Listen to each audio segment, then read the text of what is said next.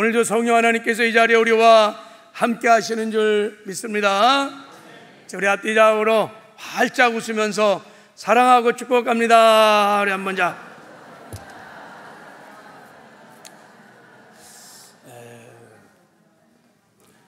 우리 한번 서로 격려할 때 당신은 사랑받고 있는 하나님의 자녀입니다. 한번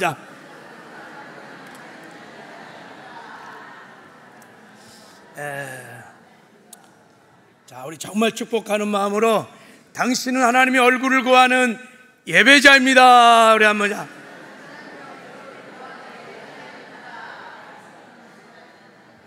한 번 더 우리 축복할 때 당신은 세상을 살리는 선교사입니다. 우리 한번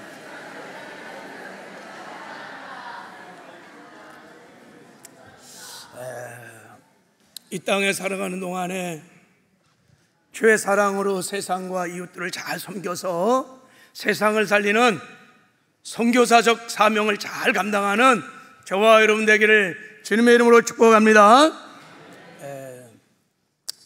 내일은 우리가 기다리던 추석 명절이고, 자, 지난주부터 추석 연휴가 시작되었습니다.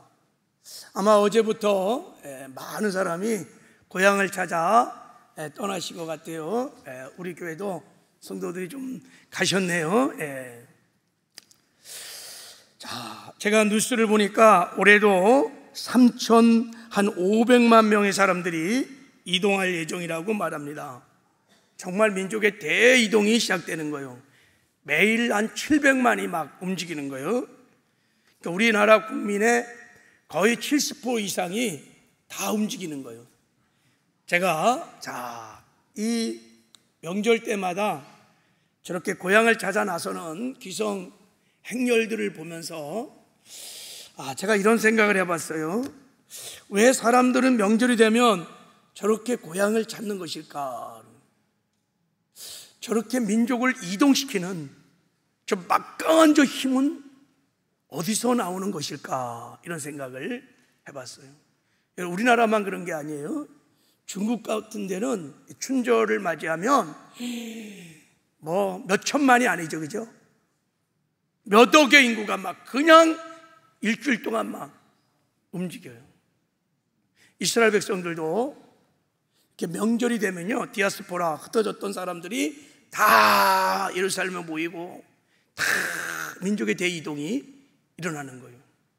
저 민족을 움직이는 저 힘이 도대체 뭘까요, 여러분? 고향에 대한 그리움? 아니면 뭐 이렇게 모처럼 만에 막 일주일간 휴가가 생겨갖고 고향 가서 막 한번 푹 쉬고 싶어서 그럴까요?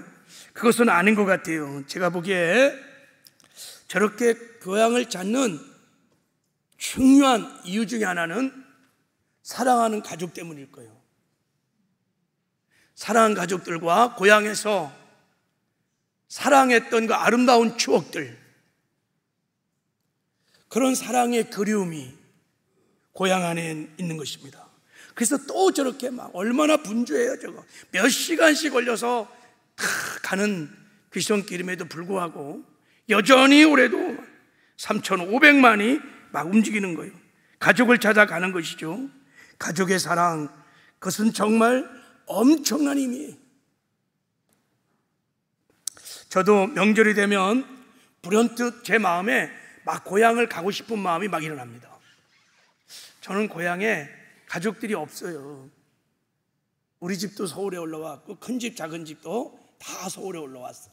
또 이제 큰아버지 뭐 저희 부모님들 다 돌아가시고 가족이 별로 없어요.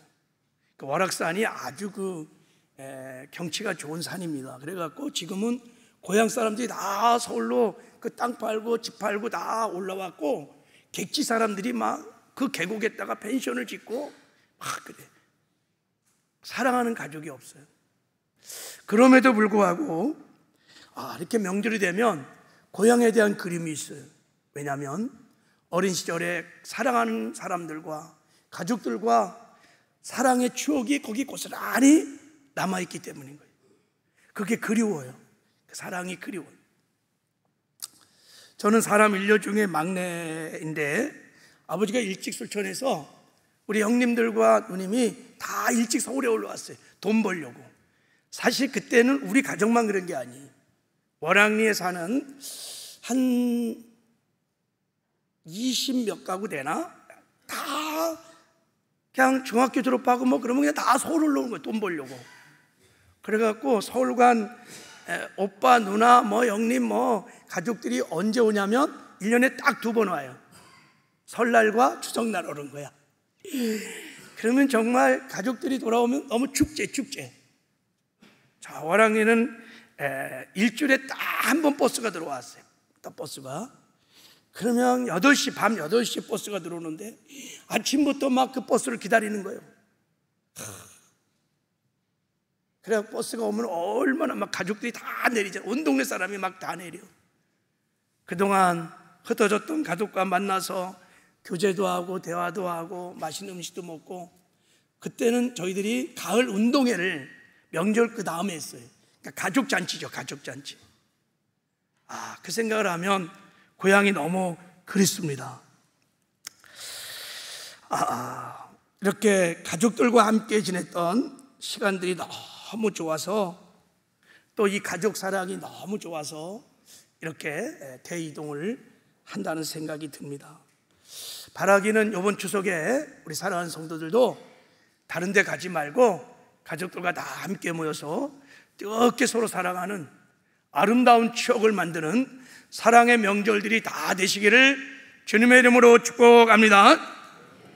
명절날 어디 가면 안 돼.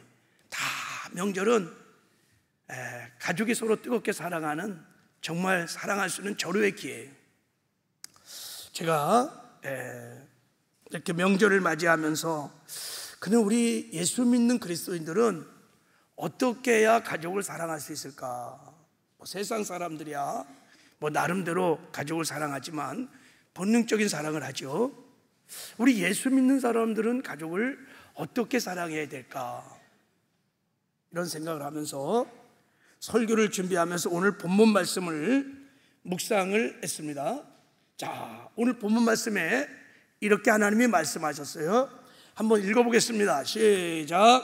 누구든지 자기 친족, 특히 자기 가족을 돌아보지 아니하면 믿음을 배반한 자요 불신자보다 더 악한지라. 하나님이 예수를 믿는 우리 그리스도인들에게 자기 가족을 돌보지 않으면 믿음을 배반한 자라는 거예요. 무슨 말이냐면 믿음을 부인한다는 거예요. 네 믿음이 가짜란 뜻입니다. 이게 네가 예수를 믿는다고 하면서 너의 일가 친척들 가족을 돌보지 않는다면 그 믿음은 가짜다, 이런 뜻입니다. 그리고 불신자보다 더 나쁜 사람이라는 거예요. 나쁜 사람. 그러니까 우리 그리스도인들은 가족을 돌보는 것은 해도 되고 안 해도 되는 선택사항이 아니라 마땅히 해야 할 도리인 것입니다. 할렐루야. 여러분 어떠세요? 이 말씀에 의지해서 제가 여러분에게 한번 묻겠어요. 여러분들은 가족을 돌보고 계십니까? 그래서 여러분의 믿음이 진짜 믿음이라는 것을 하나님께 증명하고 있습니까? 할렐루야. 자, 이번 추석은 정말 가족을 돌보는 사랑의 명절이 되기를 주님의 이름으로 축복합니다. 축복합니다. 이번 추석은 내가 그동안 돌보지 못했던 가족을 돌보는 사랑의 명절이 되었다. 이런 결단들이 저와 여러분 모두에게 있기를 주님의 이름으로 축복합니다. 자, 그러면 하나님이 지금 가족을 돌보라고 하셨을 때 이 가족을 돌본다는 게 도대체 무슨 뜻일까요? 자, 여기서 가족을 돌본다는 말이 우리말 사전에 보면 물심양면으로 부양하다, 수발을 들다 뭐 이런 뜻을 갖고 있는데, 이 헬라의 단어를 프로노에오라는 단어를 썼어요. 프로노에오인데 이 단어는 무슨 뜻이냐면 상대방의 영혼 육간의 필요를 내가 아는 거야. 그래서 그 필요를 실제로 채워주는 사랑을 말하는 것입니다. 그러니까 육신적인 필요, 정신적인 필요, 영적인 필요를 내가 알아서 내가 그것을 전인격적으로 채워주며 사랑하는 거예요. 여러분, 사랑은 관심입니다. 사랑은 상호 책임을 지는 것입니다. 바로 이렇게 책임지는 사랑을 하라는 뜻입니다, 이게. 그래서 오늘 이제 추석 명절을 맞이해서 사랑의 돌봄을 우리 가정에서 일어나기 위해서 제가 이 말씀을 가지고 우리가 추석 명절 때 어떻게 가족들을 사랑해야 되는지 좀 말씀을 잠깐 나누도록 하겠습니다. 자, 첫 번째, 물질적으로 가족의 필요를 채워주는 사랑을 하라는 것입니다. 실제로 물리적으로 육신적인 필요들을 채워주는 사랑을 하라는 뜻을 갖고 있는 것입니다. 이런 가족을 돌보는 포로 노예의 이 돌봄을 가장 잘하셨던 분이 예수님이십니다. 예수님은 이 땅에 사시는 동안에 친히 가족을 돌보는 본을 보여주셨습니다. 아버지 요셉이 일찍 돌아가셨어요.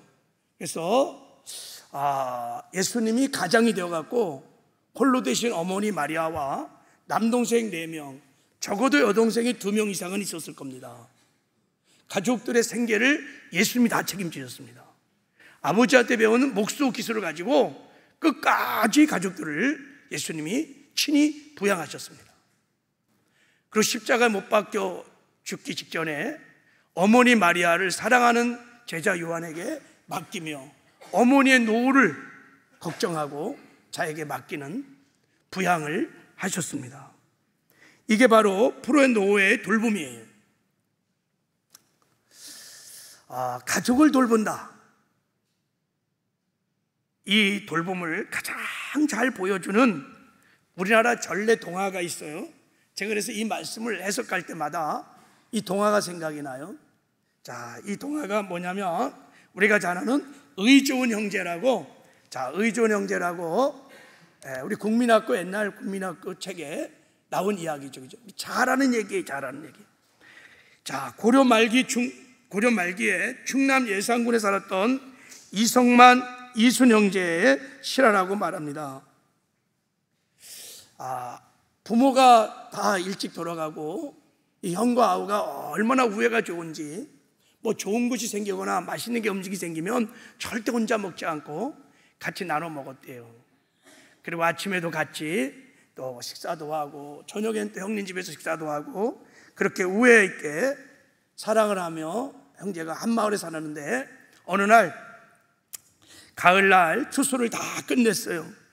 볕단을 막 자기 논에다가 잔뜩 쌓아놓고 자 추수를 했는데 형이 생각할 때 야 우리 동생은 올해 장가도 가고 그랬으니까 돈이 필요하겠지.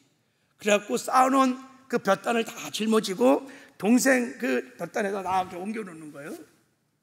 또 형도 동생을 사랑하는 마음으로 동생도 형님은 가족도 많으니까 돈이 더 필요하겠지. 그래서 그 볕단을 형님 볕단에다 막 쌓는 거예요. 그런데 계속 서로 쌓는데 이게 변함이 없네, 변동이 없는 거예요. 왜 그럴까? 그래서 한날은 내가 오늘은 더 많이 갖다가 쌓아야 되겠다. 그래갖고 지게다가 잔뜩 지고 이제 서로 이제 형님은 동생을 향하여, 동생은 형님을 향하여 가는 거예요. 달은 보름달이 떴는데 지게를 잔뜩 지고 형과 동생이 가다가 마주친 거예요. 그때 아는 거예요. 아우야, 형님, 그 서로의 사랑을 확인하고 서로 얼싸안고 울었다는 감동적인 동화가 있어요. 이게 바로 여러분 가족을 돌본다는 뜻입니다. 이게 바로 오늘 주님께서 본문에서 말씀하신 가족을 돌본다는 뜻입니다. 하나는 우리가 가족들을 돌보기를 원하십니다. 전에 친구 우리 권재도 목사님이 가정의 달에 저에게 아주 감동적인 이야기라 하면서 문자를 하나 보내왔어요. 그게 아버지가 보낸 반쪽짜리 편지 이런 거예요. 아버지가 보낸 반쪽짜리 편지, 그래서 이렇게 보내왔는데 내용이 이런 것입니다. 나무 가지마다 작은 꽃망울들이 달린 봄날입니다. 도매산골 작은 마을에 올라와 대학에 다니던 나는 한 달에 한 번 꼴로 아버지 편지를 받았습니다. 언제나 누런 종이를 반으로 갈라 연필로 꾹꾹 눌러 쓴 편지의 서두는 이렇게 시작되었습니다. 다로 보아라. 근데 그날은 뭔가 이상했습니다. 다로가 아니라 영수가 보아라로 시작되는 편지였습니다. 아버지가 여동생 영숙이한테 보낸 것이었습니다. 근데 편지 봉투에는 채다로 앞으로 편지가 왔는데 내용은 동생이 보낸 편지였습니다. 그래서 아버지가 봉투가 바뀐 거겠지, 비웃으면서 편지를 집어넣으려고 하는데 궁금했습니다. 아버지가 동생에게 무슨 편지를 썼을까? 그래서 편지를 읽었습니다. 영수가 보아라. 내가 보내준 돈은 내 오빠 등록금으로 보냈다. 오빠도 고맙게 생각할 것이다.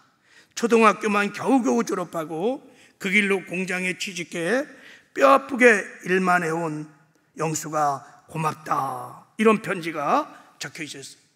오빠가 이 편지를 읽고 그 동생의 사랑이 밀려와서 막 눈물을 흘렸어요. 그리고 이제 편지를 덮고 다음날 나는 바뀐 편지를 들고 동생이라는 공장으로 찾아갔습니다. 반갑게 달려나온 영숙이도 편지 한 총을 들고 왔습니다. 오빠, 이것 때문에 왔지? 역시 그랬구나. 자, 우리 남매는 바뀐 편지를 서로 바꾸었습니다. 동생이 받은 편지는 다로 보아라로 시작되었습니다. 다로야, 성적이 올랐더구나. 애비보다 영숙이가 더 기뻐할 것이다. 너는 돈 걱정 말고 공부만 열심히 하거라. 이런 편지가 적혀져 있었어요. 서로 편지를 읽은 후에 이제 헤어질 때 영숙이가 오빠 많이 힘들지? 자, 편지를 다 읽고 난 동생이 마다하는 내 손에 한사코 용돈을 쥐어 주고 달아났습니다.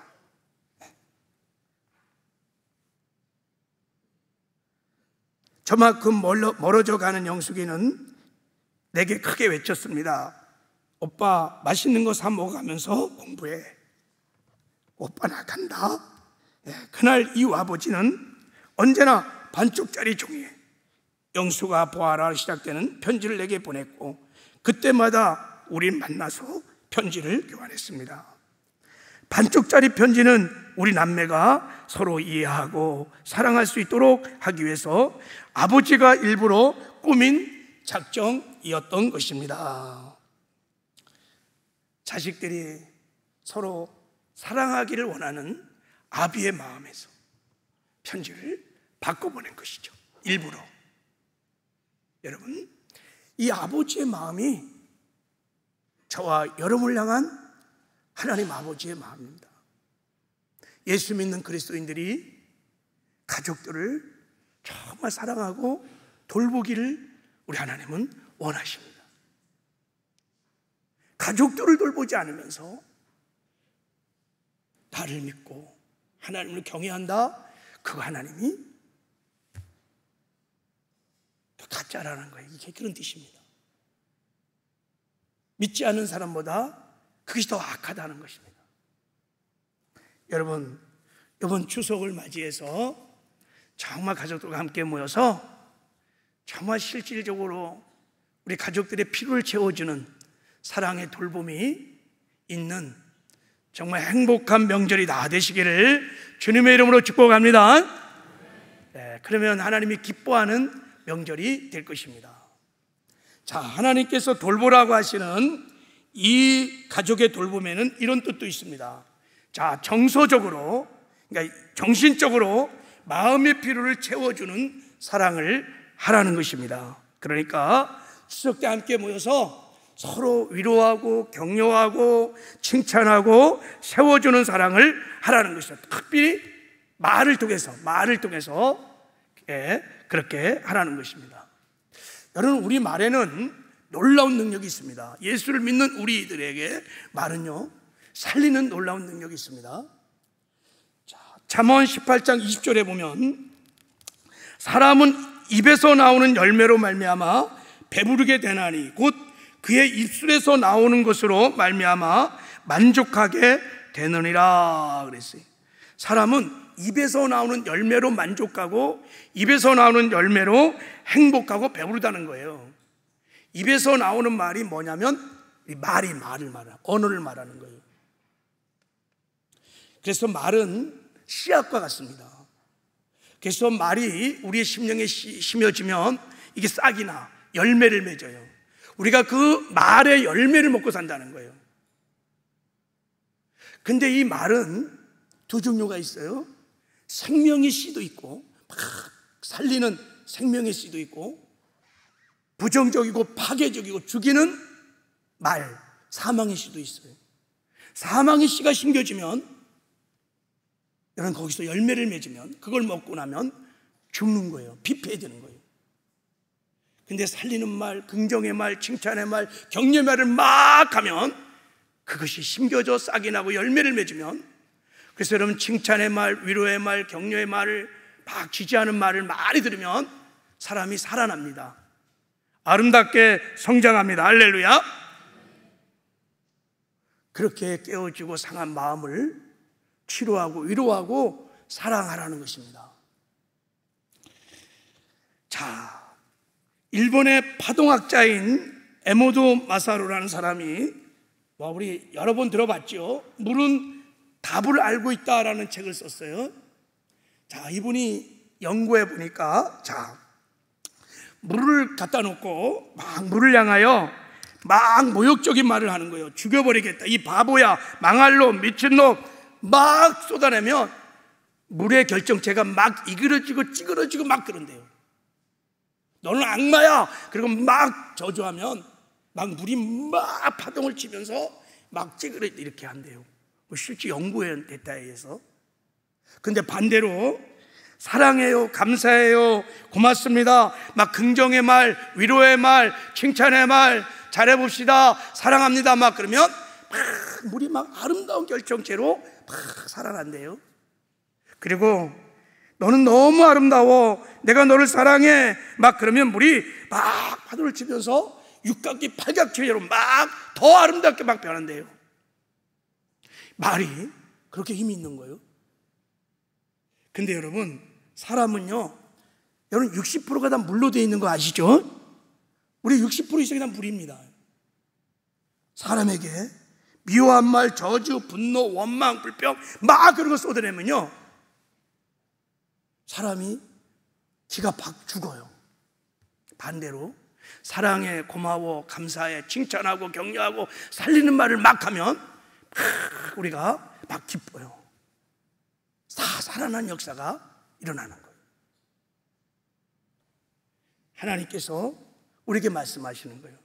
가족을 이렇게 돌보라는 거예요.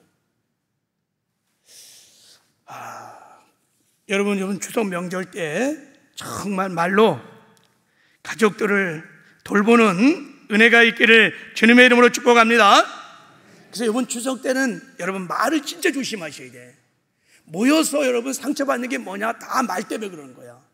근데 이번에 내가 추석에 가족들과 함께 모여서 정말 칭찬하고 격려하고 축복하는 말을 해야지 딱 결단을 하고 모이시기를 바랍니다. 절대 부정적인 말들, 파괴적인 말들, 막 그런 말 하면 안 돼요. 그거 다 죽이는 거예요. 그렇게 여러분 책망한다고 바뀌어지는 것도 아니에요.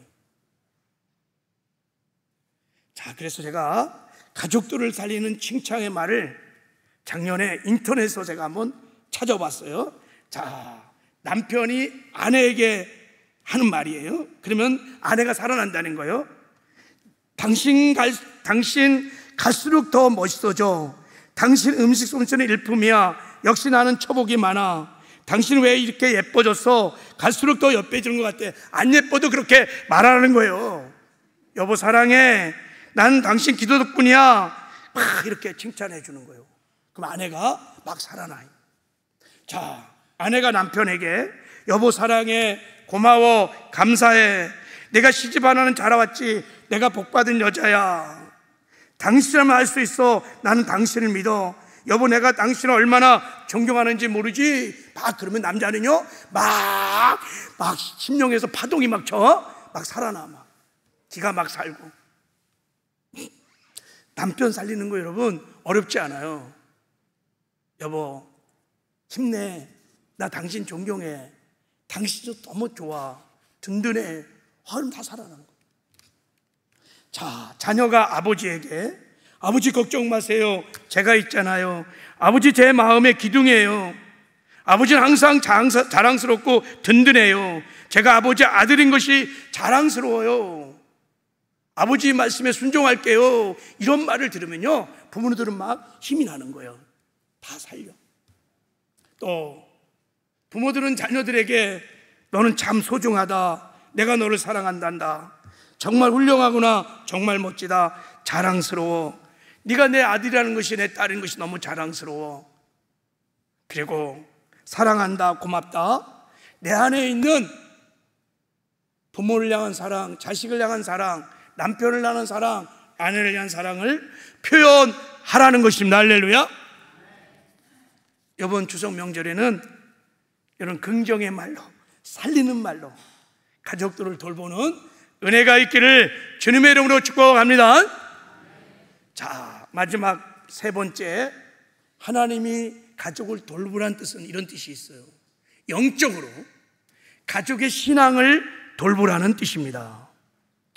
가족들이 신앙생활을 잘하고 있는지 돌보라는 거예요. 그리고 가족들이 신앙생활을 더 잘할 수 있도록 격려하고 지지하고 그 신앙을 돌보라는 거예요.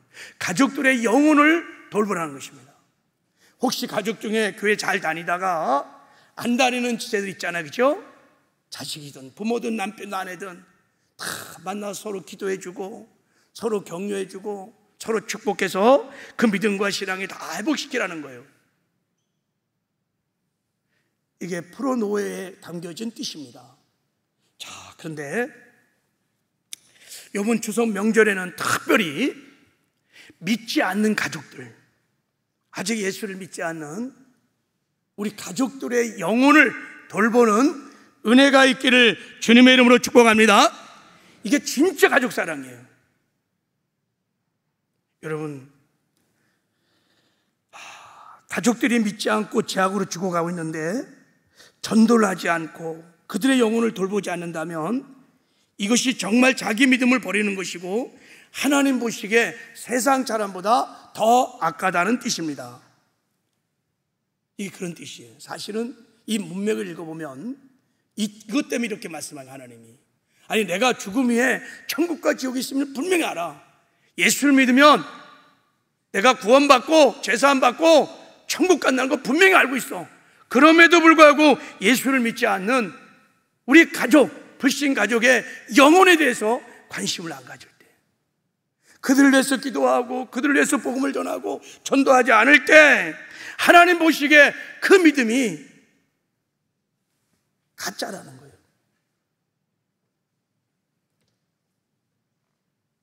그 진짜 믿는 게 아니라는 거예요. 그리고 세상 사람들보다 더 악하다고 하신 말씀입니다. 그래서 여러분, 불신 가족의 영혼을 돌보는 것이 가장 중요한 하나님 보시기에 가족 사랑인 줄 믿습니다. 올해는 여러분의 가족들, 일가 친척들, 여러분의 오이코스들을 좀 그들의 영혼을 관심을 가지고 그들의 영혼을 돌보는 진정한 사랑이 있기를 주님의 이름으로 축복합니다. 축복합니다. 정말 그런 사랑 한번 해보고 싶습니까? 할렐루야.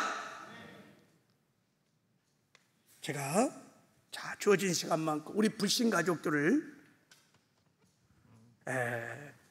어떻게 전도해야 되는지, 어떻게 그 영혼을 돌봐야 되는지, 그러면 어떻게 그들이 구원받을 수 있는지를 잠깐 말씀을 드리려고 해요. 이것은 비단 가족들만 아니라 나와 친밀한 관계를 맺고 있는 오이코스들을 어떻게 전도하는지, 그런 전도의 전략이에요. 자, 우리 예수 믿지 않는 가족들을 여러분 전도하려면 가장 중요한 게 첫 번째가 뭐냐면 믿음을 갖는 것입니다. 자, 어떤 믿음을 갖냐면 이 말씀에 대한 믿음을 갖는 거예요. 주 예수를 믿어라, 그리하면 너와 내 집이 구원을 받으리라. 할렐루야. 이 말씀을 보면 하나님이 주 예수를 믿어라, 그리하면 네가 구원을 받으리라 이렇게 말하지 않고 네가 구원받은 다음에 그 다음에 내 집이 구원을 받을 거야 이렇게 말하고 있는 거예요. 이때 내 집이 헬라어로 오이코스입니다. 나와 가까이 지나는 친밀 그룹, 나와 가장 가까이 지나는 사람이 가족이에요. 가족. 그래서 오이코스 중에서 가장 가까운 오이코스가 가족입니다. 자, 이 말은 하나님이 나를 구원했다는 것은 이제 우리 가족도, 내 오이코스도 하나님이 구원하기로 작정된 영혼이라는 것을 전제하고 있는 것입니다. 그러니까 우리는 믿어야 돼요. 아직도 예수를 믿지 않는 우리 가족들은 하나님이 구원하기로 작정한 영혼이다 라고 믿는 것입니다. 할렐루야.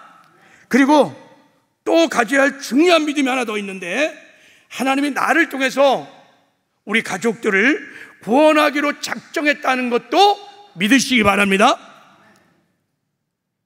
그러니까 나는 하나님이 나를 구원한 다음에 나에게 은혜를 입히고 나를 우리 가정에 파송한 선교사인 거예요. 나 하나님께 파송받은 선교사입니다. 이 믿음이 들어오면 그때부터 우리 불신 가족의 영혼이 보이기 시작해요. 그 영혼을 위해서 기도하기 시작하고 어떻든 그 영혼의 복음을 전하려고 몸물밀칩니다. 만약에 이 믿음이 없으면, 내가 우리 가족에 파송한 선교사라고 하는 믿음이 없으면, 하나님 나를 통해서 우리 어머니, 아버지, 남편, 아내, 자식들, 삼촌, 외삼촌, 일가 친척들을 구원하기로 작정했다는 이 믿음이 없으면 전도 못해요. 이 믿음이 있으면 여러분 전도가 시작됩니다. 이 믿음을 가지시기를 주님의 이름으로 축복합니다. 자, 그리고 두 번째, 우리 불신 가족을 여러분 전도하려면 변화된 모습을 가족들에게, 가까운 오이코스들에게 보여주어야 합니다. 이게 가까운 오이코스, 특히 우리 가족들을 구원하는 데는 굉장히 중요한 것입니다. 자, 하나님께서 가족들이 어떻게 구원하는지 이렇게 말씀했습니다. 자, 16절을 읽겠습니다. 시작. 이같이 너희 빛이 사람 앞에 비치게 하여 그들로 너희 착한 행실을 보고 하늘에 계신 너희 아버지께 영광을 돌리게 하라. 너의 빛이 사람 앞에 비치게 하고, 너의 빛이 우리 예수 믿는 그리스도인을 말하는 거예요. 그 빛을 바라는 거예요. 이 빛이 뭐예요? 착한 행실이에요.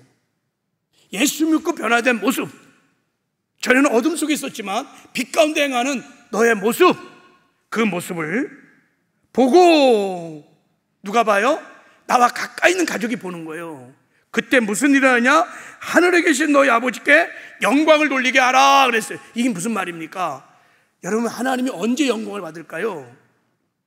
사람들이 언제 하나님께 영광을 돌릴 수 있을까요? 예수 믿고 구원받을 때, 하나님이 구원받을 때 가장 큰 영광을 받는 줄 믿습니다. 착한 행실을 통하여 구원의 역사가 일어난다는 뜻이에요. 왜 그런지 아세요? 그 원리가, 자, 베드로 2장, 전서 2장에는 더 주밀하게 주님이 말씀하셨어요. 보세요. 12절만 읽어보겠습니다. 시작.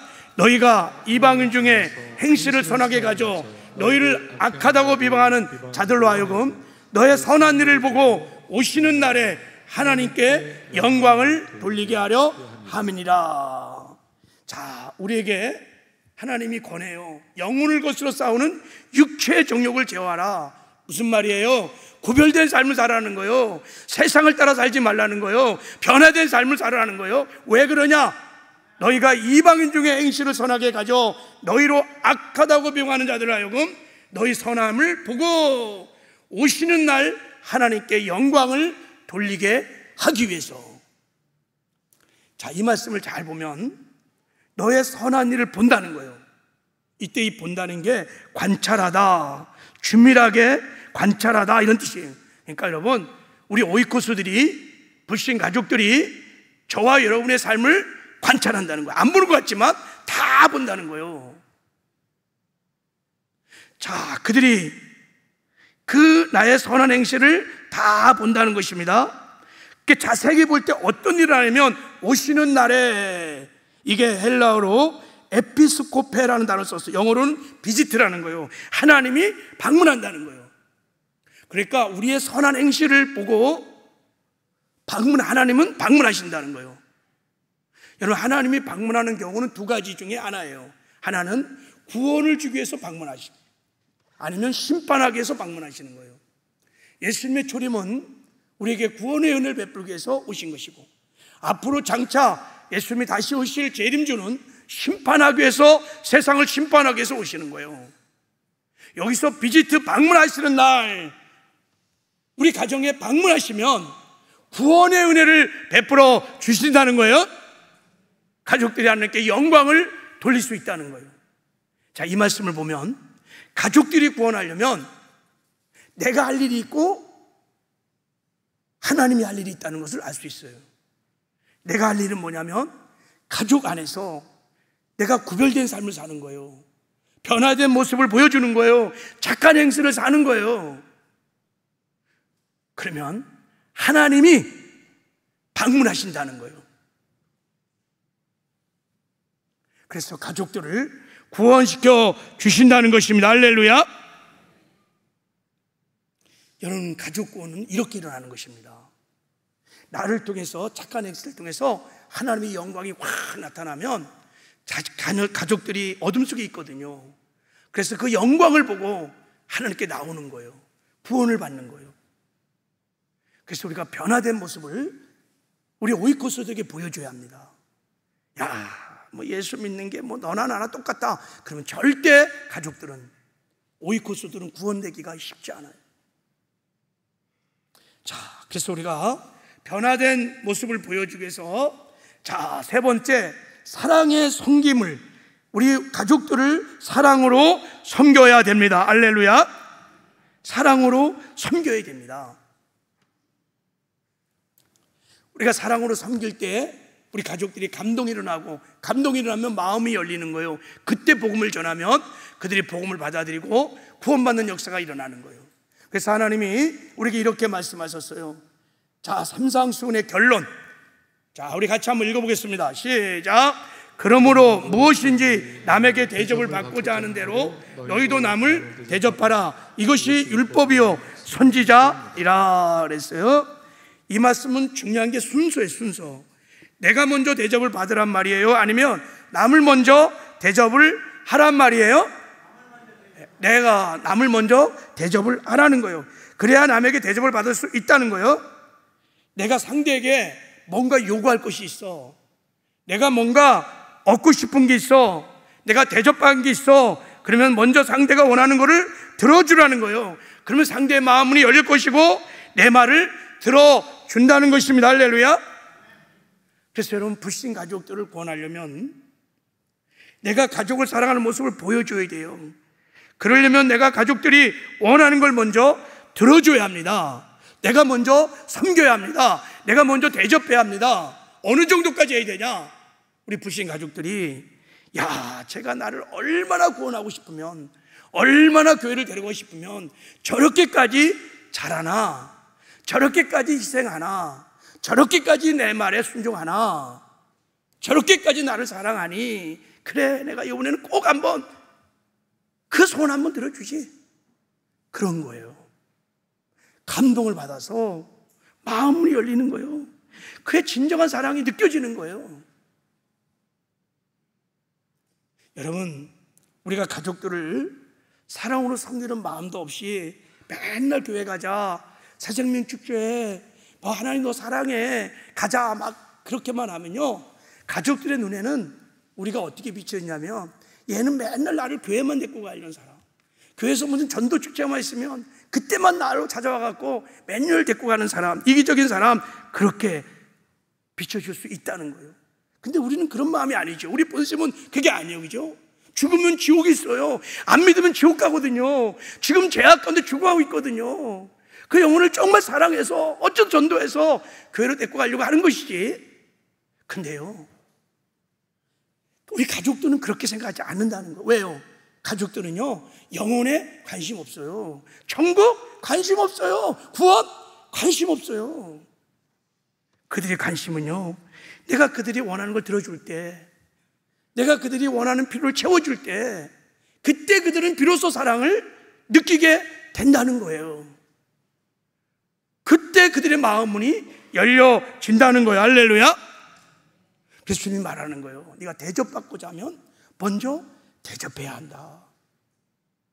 우리 가족들을 구원시키려면 여러분, 가정 안에서 나가 죽고 예수로 살아서 우리 불신 가족들을 주의 사랑으로 잘 섬겨야 될 줄 믿습니다.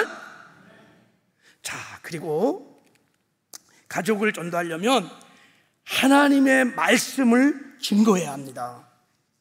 가족들이 여러분 하나님의 말씀을 들어야 믿음이 생기고, 믿음이 생겨야 예수 이름을 부르고, 예수 이름을 불어야 구원을 받을 수 있습니다. 반드시 복음의 말씀을 들어야 돼요.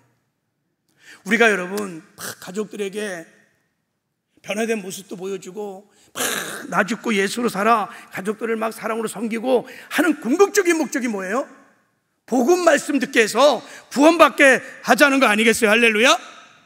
그러니까 가족들이 말씀을 들을 수 있도록 말씀을 증거하셔야 합니다.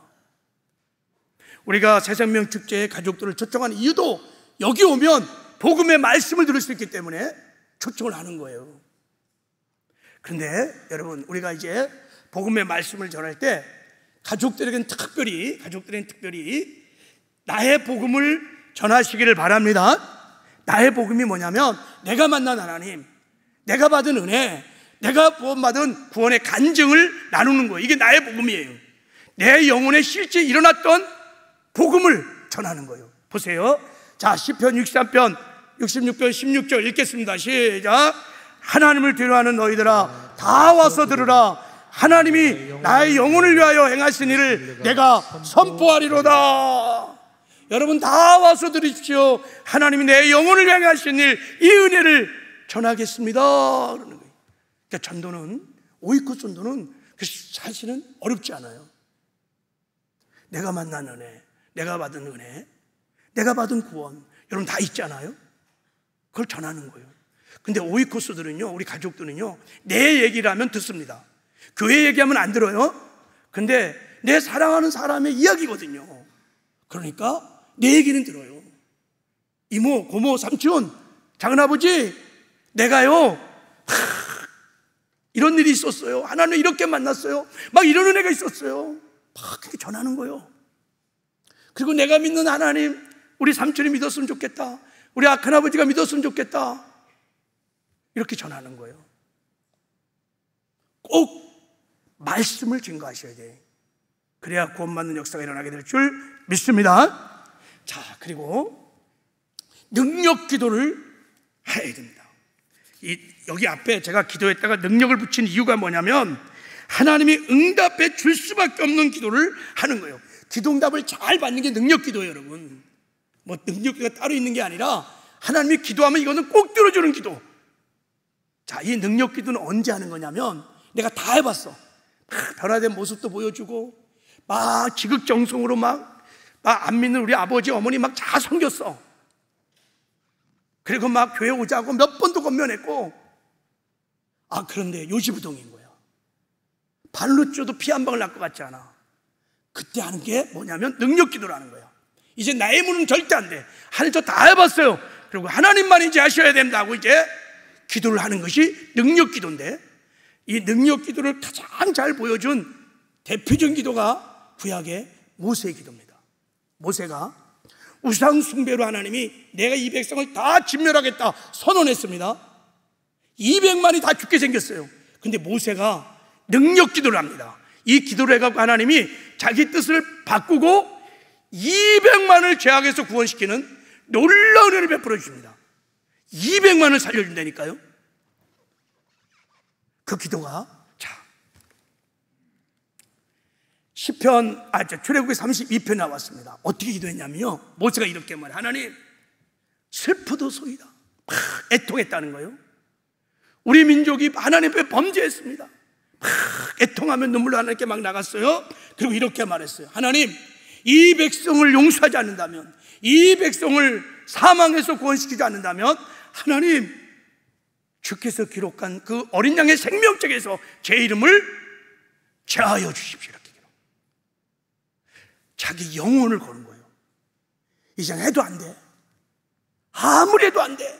이건 내 문에 두지 안 되는 거야. 나의 가장 소중한 걸 거는 거예요. 얼마나 절박했으면 모세가요, 그 200만에 거기에 자기 가족도 있고 뭐 자식도 있고 뭐 아내도 있고 다 있었잖아요.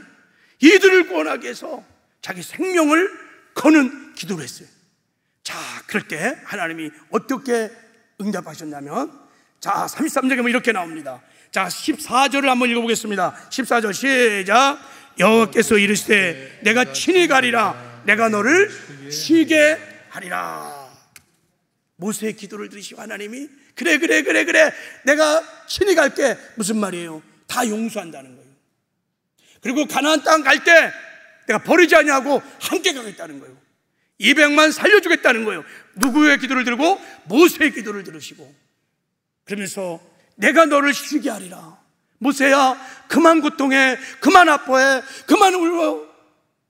네가 우니까, 네가 고통하니까 내가 너무 마음이 아프다. 내가 너를 쉬게 할게. 그래, 200만 내가 다 구원해 줄게. 그런 거예요. 모세는요, 거기 보면 나는 이름으로도 너를 알고, 그냥 하나님 모세 이름만 불러도 다 알아요. 모세가 그렇게 하나님의 사랑을 받고 있는 존귀한 자가 그 영혼을 붙들고 하나님 살려달라고 목숨을 걸고 기도하니까 하나님의 마음이 막 녹아지는 거예요. 그래서 그래 모세야, 내가 다 용서할게. 내가 너를 평케하겠다. 여러분, 하나님이 저와 여러분을 사랑하는, 우리가 하나님의 자녀인 줄 믿습니다. 하나님이 사랑하는 자녀들이 우리 어머니 구원해 주세요, 우리 아버지 구원해 주세요. 목숨을 걸고 육의 양식을 끌고 눈물로 기도할게, 능력 기도를 할게. 하나님, 우리 아버지 구원해 주지 않으면 나 절대 이제 밥 안 먹을 거예요. 그냥 능력 기도를 하는 거예요. 그럼요, 하나님 아버지가 우리 마음을 아시고 그래 내가 구원해 주마. 우리 어머니도 그렇게 구원받았어요. 다 돼간다면 모세처럼 능력 기도를 한번 해보시길 바랍니다. 자, 마지막으로 이제 가족 구원은 여러분 인내와 기다림이 필요해요. 자, 이렇게 말씀하셨어요. 자, 9절, 갈라디아 6장 9절 읽겠습니다. 시작. 우리가 선을 행하되 낙심하지 말지니 포기하지 않으면 때가 이름에 거두리라. 할렐루야. 하나님의 카이로스 때가 되면 하나님의 방법으로, 상상치 못했던 하나님의 능력으로, 방법으로 반드시 가족들을 구원해 주신다는 거예요. 그러니까 포기하지면 안 돼요. 포기하지 마. 왜요? 우리 가족들은 택한 백성이기 때문에 내가 변화된 모습을 또 사랑으로 섬기고 그들 위해서 기도하고 계속 가면, 포기하지만 않으면 반드시 구원을 시켜 주십니다. 저는요, 숨이 막 깔딱깔딱 넘어가는 임종 직전에 가서 복음을 전한 경우가 여러 번 있어요. 그 자녀들이 아버지의 구원을 해서 막 기도한 거예요. 근데 안 믿는 거예요. 그 임종 직전에 찾아가 보는 거예요. 그래서 제가 사랑하는 딸이 다니는 교회 목사입니다. 복음을 전하는 거예요. 죽음의 천국과 지옥이 있습니다. 천국 가려면 예수를 믿어야 합니다. 예수를 믿겠습니까? 완전히 마시에서 와서 상태로 누워있는데 아무것도 못 움직여요. 눈만 깜빡거려요. 예수를 믿겠다면 눈을 깜빡 보세요. 그럼 막 눈을 막 깜빡깜빡 하는 거예요. 눈물을 흘리면서. 그렇게도 구원시켜줘요. 임종 직전에 막 눈을 깜빡깜빡 해요. 어떤 분은 손을 잡아주면 손을 막 꽉 잡는 거예요. 나 예수 믿겠습니다. 때가 되면, 우리가 포기하지 않으면 반드시 하나님께서 우리 사랑하는 가족들을 구원시켜 주실 것입니다. 이번 추석 명절에 정말 가족을 돌보는 사랑의 명절이 되기를 바라고, 여러분 예수 믿지 않는 우리 가족들과 친척들이 영혼을 정말 돌보는 주의 사랑의 마음으로 그 영혼을 정말 돌보는 진정한 사랑을 해서 하나님께 기쁨이 되고 우리 불신 가족들이 주께로 돌아오는 놀라운 구원의 역사가 있기를 주님의 이름으로 축복합니다. 할렐루야.